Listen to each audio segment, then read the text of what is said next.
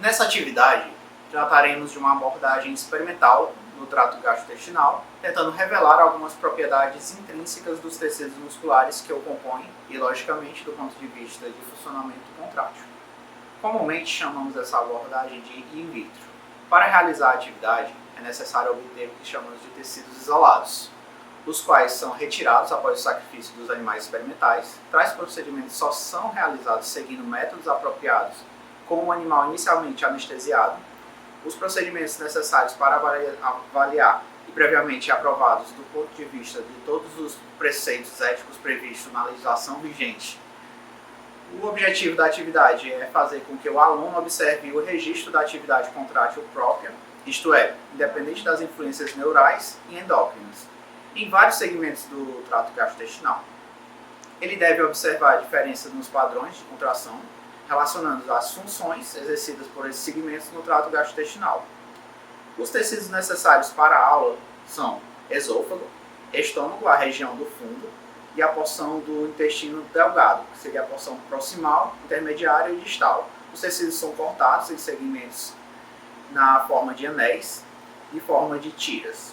Assim isolados, as preparações dos tecidos são transferidas para o sistema de registro, formado por um sistema de banho para órgãos isolados, conectados a uma interface que está acoplada a um computador.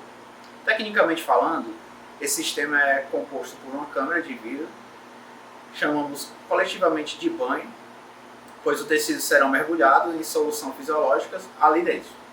Para acondicionar os segmentos dos tecidos em condições mais próximas às condições fisiológicas, o sistema também contém transdutores de força, uma peça responsável para transformar o sinal de força em sinal elétrico que será captado pelo computador. Essa interface chamamos de sistema de aquisição de dados, contendo um amplificador de sinal que nos permite ver os detalhes, as forças exercidas pelas preparações, sendo muitas vezes possível serem registradas pelo equipamento. Para conseguir um melhor registro, os segmentos cortados em formatos de anéis são montados no banho mediante o uso de 2 pequenos triângulos de aço inoxidável, de forma que dos lados dos triângulos percorra a luz do segmento e que eles fiquem de forma paralela um do outro. Isso permite o registro da força que será exercida no plano circular dessa preparação, aquela que está relacionada com as alterações da pressão interna do segmento, o que resulta na motilidade do bolo alimentar. Um dos triângulos é conectado a um ponto fixo, que é uma haste fixa, e o outro é ligado ao transdutor que vai captar a sua força pelo aparelho, pelo computador. As tiras do fundo do estômago e das porções do intestino delgado são presas por um fio de algodão em ambas as extremidades que conecta ao transdutor de força e a outra fixada a um ponto fixo do suporte, conforme mostra o esquema ao lado. Como estão isolados, isto é, fora do sistema corporal, é necessário que mantenhamos os segmentos do tecido vivo e viáveis para o protocolo experimental.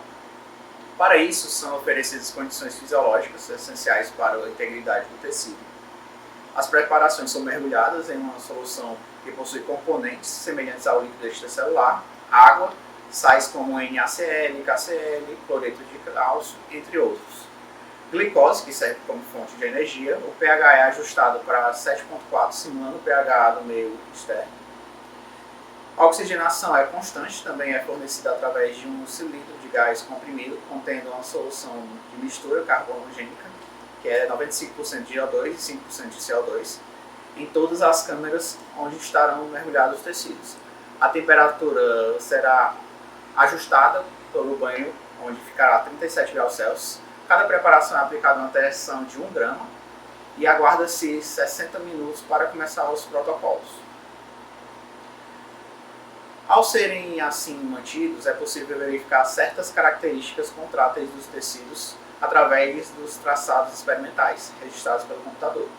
Por exemplo, ao aplicarmos algum estímulo contrátil no segmento muscular em questão, este vai tensionar a linha de algodão ao qual está preso.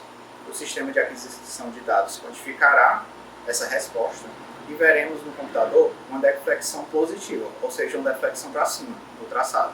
Da mesma forma, se o tecido relaxar, é um sinal de que a linha será menos tensionada e enxergaremos uma deflexão negativa ou uma deflexão para baixo. Inicialmente, deve ser observado o traçado gerado no computador, por cada preparação, em cada tecido, observando o perfil de atividade basal deles, sem qualquer estímulo. Compare uns aos outros e descreva as diferenças que vocês enxergam. Por exemplo, algum deles apresenta atividade rítmica? Por esses traçados, você consegue diferenciar qual segmento do trato digestório essas preparações pertencem? Existem diferenças nos traçados de repouso entre os tecidos. Embora sejam tecidos isolados, é possível atribuir cada comportamento contrátil à função exercida por cada segmento. Por exemplo, o estômago tem a função de armazenar o alimento por determinado tempo e lançar o seu conteúdo para o intestino. Assim, a preparação de fundo de estômago apresenta pouca atividade rítmica, como contrações de baixa frequência e baixa magnitude, em condições basais. Se observarmos as preparações do intestino delgado, área responsável por misturar o quimo com as secreções digestivas, a fim de digerir e absorver os nutrientes, consideramos coerentes as contrações vigorosas rítmicas com maiores frequências e amplitudes do que no estômago. As preparações de esôfago, por outro lado, não apresentam atividade rítmica espontaneamente. Já sabemos que os tecidos isolados podem apresentar atividade espontânea, mas como essas preparações respondem se adicionarmos substâncias exógenas? Temos este fármaco aqui e podemos realizar este experimento. Observe-se que cada tecido responde de uma forma diferente ao fármaco. Alguns iniciam uma contração sustentada, apenas um pico, e outros aumentando a magnitude de suas contrações rítmicas. Entretanto, existe um padrão geral para essas respostas. Além da adição direta de fármacos nas cubas, podemos usar um estimulador elétrico, aplicando o estímulo diretamente na solução extracelular através de eletrodos. A esse estímulo denominamos estimulação por campo elétrico. Como o próprio nome diz, esse equipamento é capaz de estimular eletricamente o tecido e isso nos dará algum tipo de resposta. Em vez de determinar concentrações das drogas, por exemplo, aqui nós controlamos alguns parâmetros do estímulo, como frequência, voltagem e seu tempo de duração. Para iniciarmos essa sessão da prática, separamos segmentos de esôfago e fundo de estômago para serem estimulados. Em trabalhos prévios, conseguimos definir qual a melhor voltagem para esse tipo de estímulo, que foi determinada em 20 volts, qual o tempo de duração do estímulo, 10 segundos, e quanto tempo cada pulso irá durar, 1 segundo. Vamos trabalhar então com variação da frequência, em Hertz, e com a construção de uma curva frequência-resposta. Começamos a estimulação com uma frequência de 1 Hz. Nesse primeiro estímulo, já podemos perceber que os tecidos contraíram mediante o estímulo elétrico, mas com perfis diferentes. O tecido esofágico mostrou contrações fásicas, capazes de contrair até uma determinada amplitude e retornar ao basal para o próximo pulso. O fundo de estômago contraiu de forma tônica, representada por uma contração única, lenta e de menor amplitude. Partimos então para agora uma frequência maior, 5 Hz. Os perfis de contração de ambos tecidos se repetiram, mas observamos um aumento na amplitude. Aumentando ainda mais a frequência, agora para 10 Hz, o fundo de estômago continuou com a contração única de maior amplitude, enquanto percebemos que as contrações nas preparações esofágicas aumentaram a um nível suficiente para produzir força sustentada. Um fenômeno tipicamente conhecido como somação temporal. Nossa última frequência testada, de 20 Hz, culminou com um aumento gradativo da amplitude do fundo de estômago. Já a resposta dos segmentos de esôfago à frequência mais alta atingiu um pico de força máxima que resultou em um platô observado durante quase todo o período do trem de pulso estimulatório, fenômeno denominado contração tetânica. A comparação entre as respostas teciduais nos revela uma pergunta valiosa. Será que estamos trabalhando com o mesmo tipo celular? Se pensarmos em órgãos viscerais, lembraremos sim de musculatura lisa. Porém, o perfil de contração tetânica no esôfago nos remete à musculatura estriada, visto que esse fenômeno é típico dessa categoria muscular. De posse dessa ideia, começamos a lembrar que o esôfago humano não é composto exclusivamente de musculatura lisa, pois há presença de células musculares estriadas. Mas como provar essa distinção dos tipos de célula muscular? Como poderíamos desenvolver um protocolo experimental com essa finalidade? Tecnicamente, a estimulação por campo elétrico é capaz de induzir a liberação de neurotransmissores através da estimulação de neurônios do sistema nervoso entérico. A acetilcolina é o mais conhecido neurotransmissor excitatório do trato gastrointestinal. Unindo essas ideias e lembrando que a resultante do estímulo elétrico foi uma contração, consideremos que o principal responsável por esse resultado seja a acetilcolina. Podemos pensar então em uma forma de modular essa resposta e, para este fim, testamos os efeitos da adição de compostos que interferem na transmissão da acetilcolina e de seus receptores. Para essa abordagem, usaremos fármacos conhecidos por antagonizar os efeitos da acetilcolina, bloqueando os receptores colinérgicos, sendo eles a atropina e a tubocurarina. Cada droga foi adicionada individualmente nas câmaras de esôfago e de fundo de estômago e após 5 minutos, construímos uma segunda curva frequência-resposta utilizando os mesmos parâmetros da curva anterior. Os resultados experimentais serão então comparados em condições semelhantes. Observa-se que, enquanto a tubocurarina foi inerte nas contrações do fundo de estômago, ela reduziu significativamente a contração resultante no tecido esofágico. Por outro lado, a atropina aboliu a contração nas tiras do fundo, na verdade, também reduziu o tônus basal, como observado pela redução significativa na linha de base, com mínima interferência nas contrações induzidas por estímulo elétrico das preparações esofágicas. Devemos estar cientes do papel da acetilcolina como principal neurotransmissor excitatório nas junções neuromusculares. A liberação de neurotransmissores ocorre a partir da membrana pré-sináptica para ativar os receptores nas células pós-sinápticas. A tubocurarina é um bloqueador seletivo dos receptores nicotínicos colinérgicos pós-sinápticos e sua importância histórica é frequentemente considerada em capítulos dedicados à fisiologia da contração muscular estriada voluntária na maioria dos manuais de fisiologia.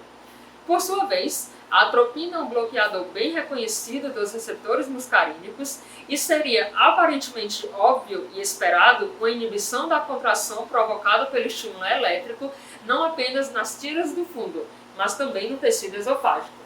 No entanto, os procedimentos experimentais não confirmaram essa última hipótese, pois a ação inibitória induzida pela atropina não era evidente no esôfago.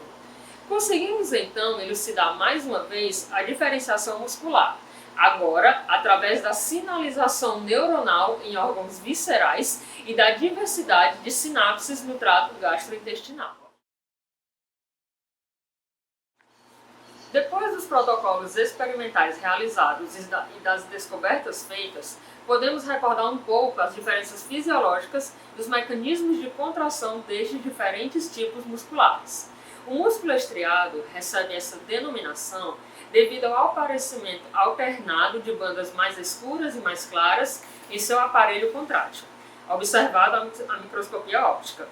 Esse aspecto resulta principalmente do arranjo repetitivo dos principais filamentos contráteis, actina e miosina, ao longo das miofibrilas. Um único motoneurônio pode ser responsável pela inervação de várias fibras musculares. Em seu contato íntimo com a célula muscular, o motoneurônio faz sinapse através de uma região limitada da placa terminal, possuindo os seguintes elementos em sua estrutura: uma membrana pré-sináptica, neurônio, uma fenda sináptica e uma membrana pós-sináptica, músculo. Quando os potenciais de ação atingem a porção distal do axônio, os canais de cálcio operados por voltagem são abertos e ocorre fluxo de cálcio no citoplasma, sinalizando a liberação de acetilcolina das vesículas axonais por exocitose. Uma vez liberada, a acetilcolina se difunde da fenda sináptica da junção mioneural estriada e liga-se aos receptores nicotínicos da membrana pós-sináptica. Este receptor é um canal iônico por meio do qual cátions monovalentes, como o potássio e o sódio, fluem através dos seus gradientes eletroquímicos.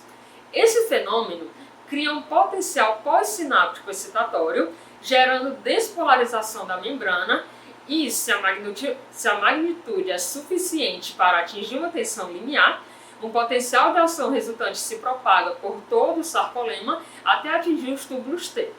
As cisternas terminais do retículo sarcoplasmático, local onde o cálcio é armazenado ativamente, estão localizadas próximas às membranas do túbulo T. Em resposta à despolarização dos túbulos T, um receptor que possui uma alta afinidade por dihidropiridinas funciona como um sensor de voltagem e a liberação de cálcio ocorre pela presença de canais, receptores, na membrana do retículo sarcoplasmático que são identificados por sua alta afinidade pelo alcaloide da planta rianodina. A abertura desses canais, conhecidos como receptores de rianodina, leva ao rápido extravasamento do cálcio armazenado no citosol.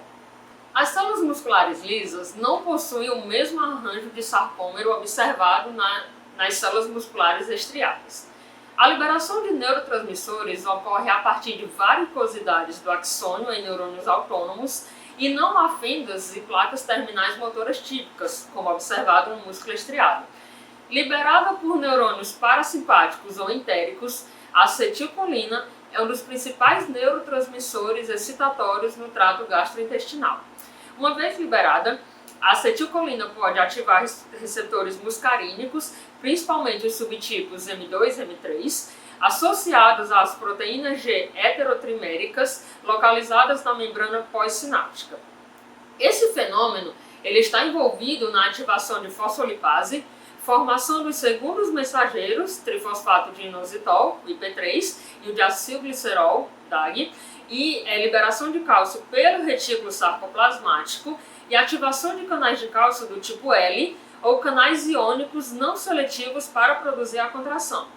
Assim, peculiaridades na arquitetura e cascatas de sinalização entre dois tipos de músculo revelam diferenças notórias no perfil de suas respostas contráteis, e o trato gastrointestinal estabelece um bom modelo experimental para compará-las, principalmente em ratos. Essa atividade permite revelar importantes conceitos. É importante perceber que as células musculares estriadas não se restringem aos músculos esqueléticos voluntários ou os involuntários cardíacos, assim como perceber que células musculares lisas podem não ter um tipo único de comportamento quando envolvidos na função motora dos órgãos viscerais, por exemplo. Embora utilize uma metodologia aparentemente simples e um desenho experimental compacto, a atividade é rica em evidências encontradas nos traços experimentais que ilustram vários princípios fisiológicos básicos. Então, estamos finalizando por aqui, e caso você tenha curiosidades e queira se debruçar mais sobre esse assunto, fica aqui o link do artigo utilizado como base nessa aula.